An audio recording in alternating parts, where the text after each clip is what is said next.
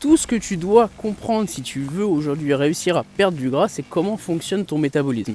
Déjà, qu'est-ce qui se passe? Qu'est-ce qui brûle de l'énergie dans ton corps? Pourquoi ton corps brûle de l'énergie? Qu'est-ce qui se passe? Qu'est-ce qui se passe là-dedans? C'est très simple. Ce qui brûle le plus d'énergie dans ton corps, c'est son fonctionnement. C'est aussi bête que ça.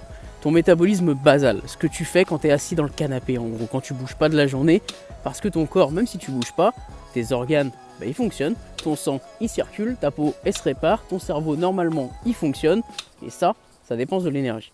Ça, c'est la plus grosse dépense de ton corps. Ensuite, tu as ton NEAT, ta Non-Exercise Activity, ton activité non sportive. Donc en gros, la marche, quand tu bouges les mains, etc., quand tu parles, tout ça, c'est de la dépense que tu fais au quotidien. Et à ces deux-là cumulés, tu es à la majorité de ta dépense. Ensuite, tu as l'entraînement, la digestion, etc. Mais l'entraînement, c'est un petit peu à part.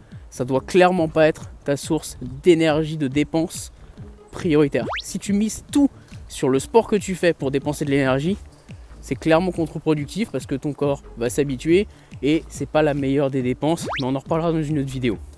Donc, si ce qui dépense le plus d'énergie dans ton corps, c'est ton métabolisme basal et ton NEAT, comment tu peux faire pour relancer ton métabolisme et faire en sorte qu'il brûle un max d'énergie? Et bah ton métabolisme, c'est exactement comme un feu de camp. Un feu de camp, si tu lui apportes du carburant, il va brûler, et si tu souffles dessus, tu vas attiser les flammes.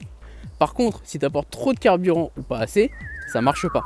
Si tu essayes de souffler trop fort dessus, ça va pas marcher non plus.